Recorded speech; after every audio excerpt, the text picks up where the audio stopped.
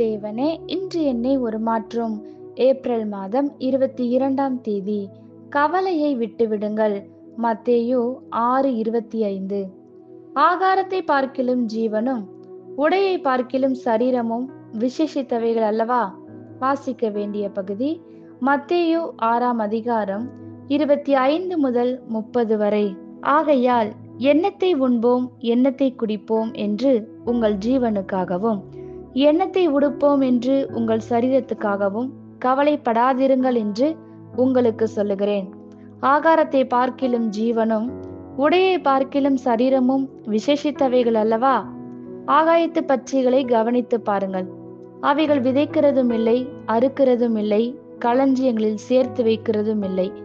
அவைகளையும் உங்கள் பரமபிதா பிழைப்பூட்டுகிறார். அவைகளை பார்க்கிலும் நீங்கள் விசேஷித்தவர்கள் அல்லவா? கவலைப்படுகிறதினாலே உங்களில் எவன் தன் சரீர அளவோடு ஒரு முழத்தை கூட்டுவான்? உடைக்காகவும் நீங்கள் கவலைப்படுகிறது என்ன? காட்டு புஷ்பங்கள் எப்படி வளருகிறதென்று கவனித்து பாருங்கள். அவைகள் உழைக்கிறதும் இல்லை, நூட்கிறதும் இல்லை. என்றாலும் சாலமோன் முதலாய் தன் சர்வ மகிமையிலும் அவைகளில் ஒன்றை போலாகிலும் உடுத்தி இருந்ததில்லை என்று உங்களுக்கு சொல்லுகிறேன்.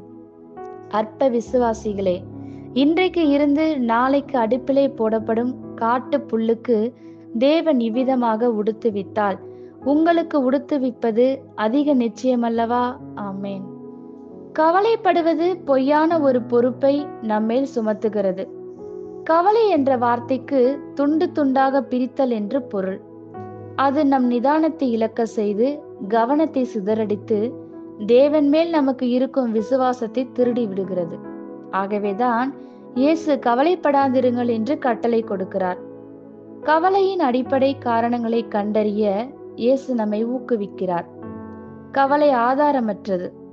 இந்த உலகத்தில் நாம் எதையும் உண்டாக்கவில்லை என்ற உண்மையை நாம் அறிந்து கொள்ள தேவன் விரும்புகிறார். எல்லாமே தேவனால் நமக்கு கொடுக்கப்பட்டவை. ஆகவே எதை குறித்தும் நாம் கவலைப்பட வேண்டிய அவசியமில்லை. நாம் எண்ணத்தை உருவாக்கினோம், ஒன்றையும் இல்லை. 2 உதாரணங்களை அவர் பயன்படுத்துகிறார். முதலாவது ஜீவன், இரண்டாவது சரீரம். தேவையான உணவை பற்றியும் உடையை பற்றியும் மக்கள் கவலைப்படுகிறார்கள். ஆனால் உணவை விட நமக்கு ஜீவனும் உடைகளை விட உடலும் அவசியம். ஜீவனையும் உடலையும் கொடுத்திருப்பது தேவனே. நமக்கு ஜீவனையும் உடலையும் கொடுத்தவர் உணவையும் உடையையும் கொடுக்க வல்லவர். நமக்கு இல்லாதவைகளையே நினைத்து கொண்டிருப்பதை விட்டுவிட்டு தேவன் நமக்கு கொடுத்திருக்கும் காரியங்களை எண்ணி நன்றி சொல்லுவதன் மூலம் நாம் கவலைகளை மேற்கொள்ள முடியும். நமக்கு இருப்பவைகள் யாவும் அவர் தந்தவைகள் என்று உணர்ந்தால் முறுமுறுத்தல் நம்மிடம் இருக்காது. ஏனென்றால் நமக்கு இருக்கின்றவைகளை கொடுத்த தேவன் நம்மிடத்தில் இல்லாதவைகளையும் ஏற்ற காலத்தில் தருவார் என்று நாம் அறிவோம்.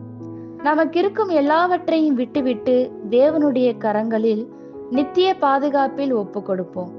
நம் சொந்த பலத்தினால் நாம் எதையும் காத்து கொள்ள முடியாது. நம் எல்லா கவலைகளையும் தேவனிடம் தந்துவிட வேண்டிய அவசியத்தை நாம் கற்றுக்கொள்ளாதவரை நாம் ஆவியிலே வளர தேவன் நம்மை அனுமதிக்க மாட்டார். இது கிறிஸ்தவ வாழ்க்கையின் அடித்தளம். ஆமேன். இந்த வார்த்தைகளினால் நீங்கள் ஆசிர்வதிக்கப்பட்டீர்கள் என்று நாங்கள் நம்புகிறோம்.